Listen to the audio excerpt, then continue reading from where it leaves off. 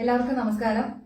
ഇന്ന് ഞാൻ നിങ്ങളോട് സംസാരിക്കാൻ പോകുന്നത് വളരെയേറെ ശ്രദ്ധ ആവശ്യമായ വളരെ പ്രസക്തമായ ഒരു വിഷയത്തെക്കുറിച്ചാണ്. അത് മറ്റൊന്നുമല്ല, നമ്മുടെ കുട്ടികൾക്കിടയിൽ വർദ്ധിച്ചു വരുന്ന സ്മാർട്ട് ഫോൺ അഡിക്ഷനെ കുറിച്ചാണ്. നമുക്കറിയാം, നമ്മുടെ തന്നെ കുട്ടികളിൽ ഒന്ന് ശ്രദ്ധിച്ചു കഴിഞ്ഞാൽ നമുക്ക് മനസ്സിലാക്കാവുന്ന ഒരു കാര്യമുണ്ട്. ഈ കൊറോണ തുടങ്ങിയതിനു ശേഷം, അതായത് ഈ ഒരു വർഷത്തിനുള്ളിൽ നമ്മുടെ കുട്ടികളിൽ ഫോൺ ഉപയോഗം എത്രയോ അധികമായി വർദ്ധിച്ചിട്ടുണ്ട്. ഇന്ന് ചെറിയ ക്ലാസ്സിലെ കുട്ടികൾക്ക് മുതൽ സ്മാർട്ട് ഫോൺ ഒഴിവാക്കാൻ പറ്റാത്ത ഒരു ഗാഡ്ജറ്റായി മാറിക്കഴിഞ്ഞിരിക്കുന്നു, അല്ലെ? കാരണം നമുക്ക് കൊറോണ തുടങ്ങിയതിനു ശേഷം ഓൺലൈൻ ക്ലാസ് എന്നുള്ള ഒരു ഓപ്ഷനിലേക്ക് നമ്മൾ മാറിയതോടുകൂടി നമുക്ക് കുട്ടികൾക്ക് ഫോൺ കൊടുക്കാതിരിക്കാൻ പറ്റില്ല എന്നൊരവസ്ഥ നമുക്ക് സംജാതമായി. സ്മാർട്ട് ഫോണിനെ നമ്മൾ വളരെയേറെ ശ്രദ്ധയോടെ കൈകാര്യം ചെയ്തില്ലെങ്കിൽ അത് ഗുണത്തെക്കാളേറെ നിങ്ങളുടെ ജീവിതത്തിൽ ദോഷങ്ങളാവും വരുത്തി വയ്ക്കുക. ഞാൻ മാതാപിതാക്കളുമായിട്ടുള്ള പല ഡിസ്കഷൻസിലും പലപ്പോഴും എനിക്ക് തോന്നിയിട്ടുള്ള ഒരു കാര്യം ഇതാണ്. ഇവരൊക്കെ ഒരു ആശങ്കയിലാണ്, അല്ലെങ്കിൽ ധർമ്മസങ്കടത്തിലാണ്. കുട്ടികൾക്ക് സ്മാർട്ട് ഫോൺ കൊടുക്കണോ അതോ കൊടുക്കാതിരിക്കുകയാണോ ഇതിനുള്ള പരിഹാരം എന്നുള്ളത്. മൊബൈൽ ഫോണിന്റെ ഉപയോഗത്തെക്കുറിച്ച്, അല്ലെങ്കിൽ ഇത് കുട്ടികളുണ്ടാക്കുന്ന അഡിക്ഷനെ കുറിച്ച് ധാരാളം പഠനങ്ങളും ചർച്ചകളും ഒക്കെ നമുക്കറിയാം, നമ്മുടെ സമൂഹത്തിൽ നടക്കുന്നുണ്ട്. 2020 നടന്നിട്ടുള്ള ഒരു പഠനം പറയുന്നത് ഏതാണ്ട് 5 ബില്യൺ സ്മാർട്ട് ഫോൺ യൂസേഴ്സ് ആണ് ലോകമാകമാനമായി നമുക്കുള്ളത്. അതായത് നമ്മളൊക്കെ ജീവിക്കുന്നത് ഒരു ഡിജിറ്റൽ വേൾഡിലാണ്. ഇത് ഒഴിവാക്കിക്കൊണ്ടുള്ള ഒരു ജീവിതം ഒരുപക്ഷെ നമുക്ക് സാധ്യമല്ല. കൊടുക്കാതിരിക്കുക എന്നുള്ളതല്ല പരിഹാരം, മറിച്ച് ഇതിനെ എങ്ങനെ ഓപ്റ്റിമം യൂസിൽ നിർത്താം, അല്ലെങ്കിൽ എങ്ങനെ ഇതിനെ ആരോഗ്യകരമായി ഉപയോഗിക്കാം എന്നുള്ള പരിശീലനം നമ്മുടെ കുട്ടികൾക്ക് കൊടുക്കുകയാണ് മാതാപിതാക്കൾ എന്ന നിലയിൽ നമ്മൾ ചെയ്യേണ്ടത്. 2017 ഒരു കണക്ക് പ്രകാരം പറയുന്നത് ഇങ്ങനെയാണ്: മുതിർന്ന ആൾക്കാർ മുതൽ കുട്ടികൾ വരെ, അതായത് ടീനേജേഴ്സ്, പ്രത്യേകമായി പറഞ്ഞാൽ ടീനേജേഴ്സ് ഏതാണ്ട് 150 തവണയിലധികമായി അവരുടെ ഫോൺ ചെക്ക് ചെയ്യും. അതായത് ഓരോ 6 മിനിറ്റിലും അവരവരുടെ ഫോണിൽ ചെക്ക് ചെയ്യുന്നു. അത് ഒരുപക്ഷെ ടെക്സ്റ്റ് മെസ്സേജസ് ആവാം, അല്ലെങ്കിൽ അത്തരത്തിലുള്ള മറ്റെന്തെങ്കിലും ഫേസ്ബുക്ക്, സോഷ്യൽ മീഡിയ, ഇത്തരത്തിലുള്ള മറ്റ് ആപ്ലിക്കേഷൻസിലാവാം. സോഷ്യൽ മീഡിയയുടെ ഒരു വരവോടും കൂടി ഇതിന്റെയൊക്കെ ഉപയോഗം വളരെ അധികം വർദ്ധിച്ചു വന്നിരിക്കുകയാണ്.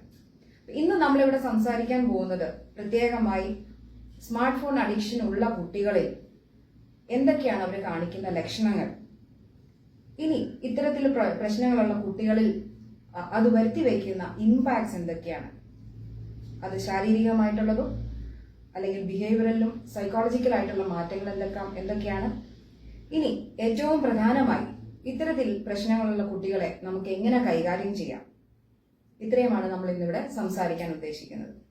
മൊബൈൽ ഫോണിന്റെ അമിത ഉപയോഗം ബിഹേവിയറൽ അഡിക്ഷനാണ് ഉണ്ടാക്കുക. എന്തൊക്കെയാണ് ലക്ഷണങ്ങൾ? ഒന്ന്, യൂസ് ചെയ്യാനുള്ള അമിതമായിട്ടുള്ള പ്രേരണ ഉണ്ടാവുക.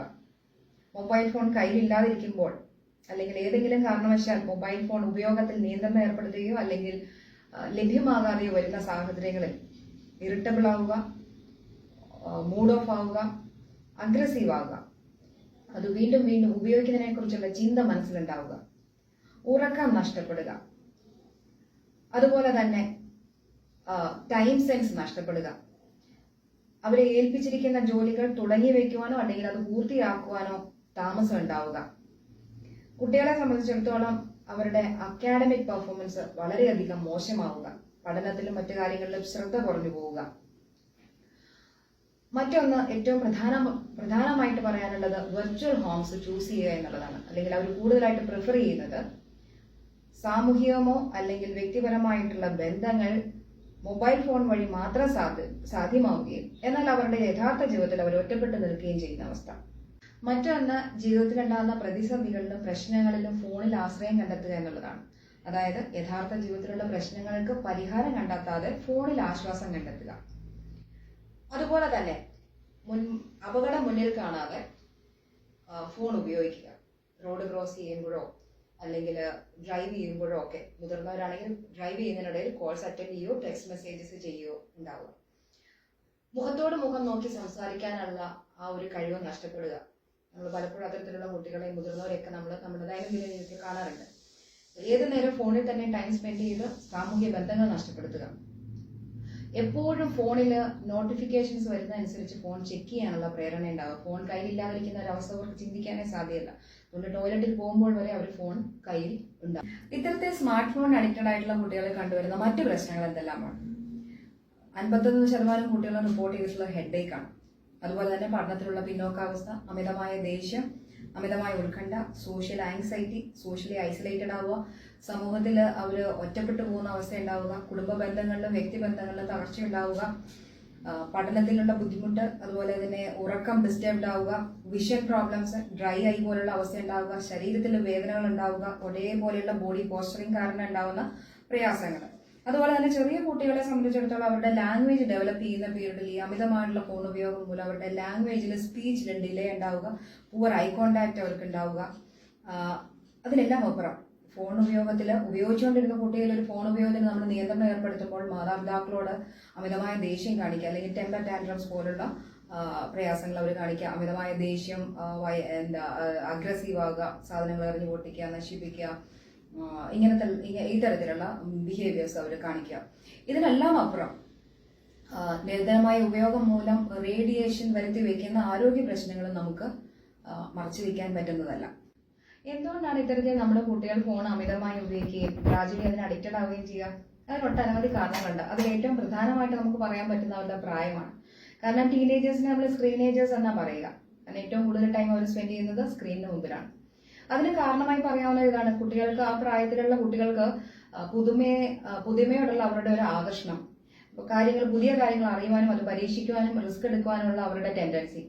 മറ്റൊന്ന് അത് ഉപയോഗിക്കാനുള്ള അതിന്റെ ഈസിനെസ് ആണ്. അതുപോലെ തന്നെ ടെക്നോളജിക്കൽ അഡ്വാൻസ്മെന്റ്സും. അതുപോലെ തന്നെ മറ്റൊരു കാരണമായി നമുക്ക് പറയാവുന്നത് കുടുംബാന്തരീക്ഷമാണ്. സ്നേഹാർദ്രമായ ഒരു കുടുംബാന്തരീക്ഷം ഇല്ലാത്ത അവസ്ഥ ഉണ്ടാവുക, കുടുംബാംഗങ്ങൾ തമ്മിൽ പ്രോപ്പർ ആയിട്ടുള്ള ഒരു കമ്മ്യൂണിക്കേഷനും ബോണ്ടിങ്ങും ഇല്ലാതെ വരിക, ഇതൊക്കെ പേരൻസിന്റെ നിയന്ത്രണങ്ങൾ തീരെ ഇല്ലാതെ വരിക, ഇതൊക്കെ കുട്ടികളെ അമിതമായി ഫോൺ ഉപയോഗിക്കാനുള്ള ടെൻഡൻസി ഉണ്ടാക്കുകയാണ് ചെയ്യുക. മറ്റൊരു കാരണമായിട്ട് നമുക്ക് പറയാവുന്നത് കുട്ടികൾക്ക് സോഷ്യൽ പ്ലാറ്റ്ഫോമിലൂടെ കിട്ടുന്ന ഒരു റെക്കഗ്നേഷനാണ്. അത് അവരുടെ ഫ്രണ്ട് സർക്കിൾ വർദ്ധിപ്പിക്കുകയും അതിലൂടെ ഒരു സാറ്റിസ്ഫാക്ഷൻ അവർക്ക് കിട്ടുകയും ചെയ്യണം താൽക്കാലികമായി. അപ്പൊ തന്മൂലം ജീവിതത്തിലുണ്ടാകുന്ന ചില പ്രശ്നങ്ങൾക്ക് അവർ ഒരു ആശ്രയമായി കാണുന്നത് ഇത്തരത്തിലുള്ള സോഷ്യൽ പ്ലാറ്റ്ഫോംസ് ആയിരിക്കും. മറ്റൊരു പ്രധാനപ്പെട്ട കാരണമായിട്ട് നമുക്ക് പറയാവുന്നത് റിവാർഡ് സിസ്റ്റമാണ്. അതായത് നമ്മളൊരു വീഡിയോ ഗെയിംസ് കളിക്കുമ്പോൾ ഉണ്ടാകുന്ന നമുക്ക് കിട്ടുന്ന സ്കോഴ്സും അതുപോലെ തന്നെ സോഷ്യൽ മീഡിയയിൽ കിട്ടുന്ന ലൈക്സും ഷെയർസും ഒക്കെ നമ്മൾക്ക് റിവാർഡ്സ് കിട്ടുന്നതിലൂടെ, അത്തരത്തിലുള്ള അപ്രീസിയേഷൻ കിട്ടുന്നതിലൂടെ നമുക്ക് അത് വീണ്ടും വീണ്ടും ചെയ്യാനുള്ള പ്രേരണയാണ് കുട്ടികളിൽ ഉണ്ടാവുക. അപ്പൊ വീണ്ടും വീണ്ടും നമ്മൾ അതിന് അഡിക്റ്റഡ് ആവുകയാണ് ചെയ്യുക. ഇനി നമുക്ക് ഇതിന്റെ മാനേജ്മെന്റിലേക്ക് വരാം.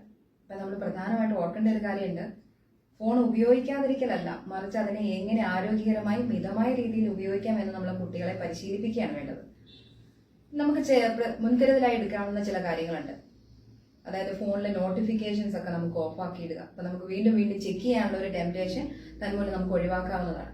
അതുപോലെ തന്നെ കുട്ടികളുടെ പ്രായത്തിനനുസരിച്ച് അവർക്ക് ആവശ്യമില്ല എന്ന് നമുക്കറിയാവുന്നതും അവർക്ക് ഗുണം ചെയ്യില്ല എന്ന് ഉറപ്പുള്ളതുമായിട്ടുള്ള എല്ലാ ആപ്ലിക്കേഷൻസും അൺഇൻസ്റ്റാൾ ചെയ്യുക, അല്ലെ ഡിലീറ്റ് ചെയ്ത് കളയാം. അപ്പൊ കുട്ടികളുടെ ഫോൺ ഉപയോഗത്തെ നമുക്ക് ഒരു പ്രത്യേക സമയത്തേക്ക് മാത്രമായി നമുക്ക് നിയന്ത്രിക്കാം. തോന്നുമ്പോൾ ഫോൺ എടുത്ത് നോക്കുന്ന ശീലം മാറ്റി എല്ലാ ദിവസവും ഒരു നിശ്ചിത സമയത്ത് മാത്രം, ഇത്ര സമയത്തേക്ക് മാത്രം ഫോൺ ഉപയോഗിക്കുന്ന രീതിയിൽ നമുക്ക് അതിനെ ക്രമീകരിച്ചാൽ അത് അവർക്ക് കൂടുതൽ ഗുണം ചെയ്യുന്നതായിരിക്കും. അപ്പം കുട്ടികളുമായിട്ട് സംസാരിക്കാൻ നമുക്ക് പലപ്പോഴും കിട്ടുന്ന ഒരു ഫീഡ്ബാക്ക് ഇതാണ്, ബോർഡമാണ് അവരെ ഇത്തരത്തിൽ ഫോൺ അമിതമായി ഉപയോഗിക്കാൻ അവരെ പ്രേരിപ്പിക്കുന്നത്. ബോർഡം എന്നുള്ളത് ഒരു നെഗറ്റീവ് ഫീലിംഗ് അല്ല, മറിച്ച് അതൊരു ക്രിയേറ്റിവിറ്റിയുടെ ഒരു ഫസ്റ്റ് ഫേസ് ആണ്. അപ്പൊ മാതാപിതാക്കൾ അതിനകത്ത് ഗിൽറ്റ് ഫീലിംഗ് എടുക്കേണ്ട കാര്യമില്ല, മറിച്ച് കുട്ടികൾ പറയുന്ന അത്തരത്തിലുള്ള ഫീലിംഗ്സിനെ അക്സെപ്റ്റ് ചെയ്യുക, മനസ്സിലാക്കുക, മറിച്ച് അവരെ let them come up with different alternatives. അവർ പുതിയ പുതിയ മറ്റ് എന്റർടൈൻമെന്റ് സൊല്യൂഷൻസുമായിട്ട് അവരെ വരാൻ പ്രോത്സാഹിപ്പിക്കുക. അത് ചിലപ്പം ഗാർഡനിങ് ആവാം, അല്ലെങ്കിൽ അവർക്ക് ഇഷ്ടമുള്ള മറ്റ് ഔട്ട്ഡോർ ഗെയിംസ് ആവാം, ഹോബീസ് ആവാം, അതുപോലെ തന്നെ കിച്ചണിൽ ഹെൽപ്പ് ചെയ്യുന്നതാവാം, ആർട്ട് വർക്കുകളാവാം. ഇത്തരത്തിൽ അവർക്ക് എന്തൊക്കെ ടാലൻസ് ഉണ്ടോ, അല്ലെ ക്രിയേറ്റീവായിട്ട് എന്തൊക്കെ ചെയ്യാൻ പറ്റുമോ അതിലൊക്കെ പ്രോത്സാഹിപ്പിച്ചുകൊണ്ട് മറ്റ് എന്റർടൈൻമെന്റ്സ് സബ്സ്റ്റിറ്റ്യൂട്ട് ചെയ്തുകൊണ്ട് നമുക്ക് ബോർഡത്തെ മാറ്റുകയും ഫോൺ ഉപയോഗത്തെ നമുക്ക് റെസ്ട്രിക്ട് ചെയ്യുകയും ചെയ്യാം. മറ്റൊരു കാര്യം എന്ന് നമുക്ക് പറയാൻ പറ്റുന്നത് കുടുംബാംഗങ്ങളുടെ സപ്പോർട്ടാണ്. കാരണം പേരൻസ് അമിതമായി ഫോൺ ഉപയോഗിക്കുകയും കുട്ടികളോട് നമ്മൾ നിയന്ത്രണം ഏർപ്പെടുത്തുകയും ചെയ്യുമ്പോൾ ഉണ്ടാകുന്ന പ്രശ്നങ്ങൾ. അതുകൊണ്ട് കുട്ടികളോടൊപ്പം തന്നെ പേരൻസും ഫോൺ ഉപയോഗത്തെ നിയന്ത്രിക്കാൻ പ്രത്യേകം ശ്രദ്ധിക്കുമല്ലോ. മറ്റൊന്ന് നമ്മൾ പലപ്പോഴും കേൾക്കാറുള്ള ഒരു ടേമാണ് ക്വാളിറ്റി ടൈം എന്നുള്ളത്. കുടുംബാംഗങ്ങളുമായി നിങ്ങൾ ഒരുപാട് നേരം ഒന്നിച്ചുണ്ടായിരിക്കുന്നു എന്നുള്ളതല്ല, എത്ര നേരം സ്പെൻഡ് ചെയ്യും എന്നുള്ളതല്ല, ക്വാളിറ്റി ഗുണപ്രദമായ നിങ്ങൾ കുടുംബാംഗങ്ങൾ, അച്ഛനും അമ്മയും മക്കളും മുത്തശ്ശനും മുത്തശ്ശിയും ഒക്കെയായി ഒന്നു ചേർന്നുള്ള ഒരുപാട് സംസാരങ്ങളും ആക്ടിവിറ്റീസും കളികളും കാര്യങ്ങളും ഒക്കെ ആയിട്ടുള്ള ടൈം നമ്മൾക്ക് കൂടുതൽ കിട്ടും തോറും കുട്ടികളെ കുടുംബാംഗങ്ങളുമായി കൂടുതൽ അറ്റാച്ച്ഡ് ആവുകയും ഇത്തരത്തിലുള്ള ഗാഡ്ജറ്റ്സിലുള്ള അവരുടെ ടൈം സ്പെൻഡ് ചെയ്യുന്നത് കുറച്ചു കൊണ്ടുവരാനും നമുക്ക് സാധിക്കുന്നതാണ്. അപ്പോൾ ഓർക്കുക, സ്മാർട്ട് ഫോൺ പോലുള്ള എല്ലാ ടെക്നോളജിക്കൽ അഡ്വാൻസ്മെന്റ്സും നമ്മുടെ സമൂഹത്തിന് ദോഷം ചെയ്യാനുള്ളതല്ല, മറിച്ച് അതിനെ എങ്ങനെ ഉത്തരവാദിത്തപരമായി ഉപയോഗിക്കാം, ആരോഗ്യപരമായി ഉപയോഗിക്കാം എന്ന് കുട്ടികൾക്ക് പരിശീലനം നൽകിയാണ് ഓരോ മാതാപിതാക്കളുടെയും ഉത്തരവാദിത്തം.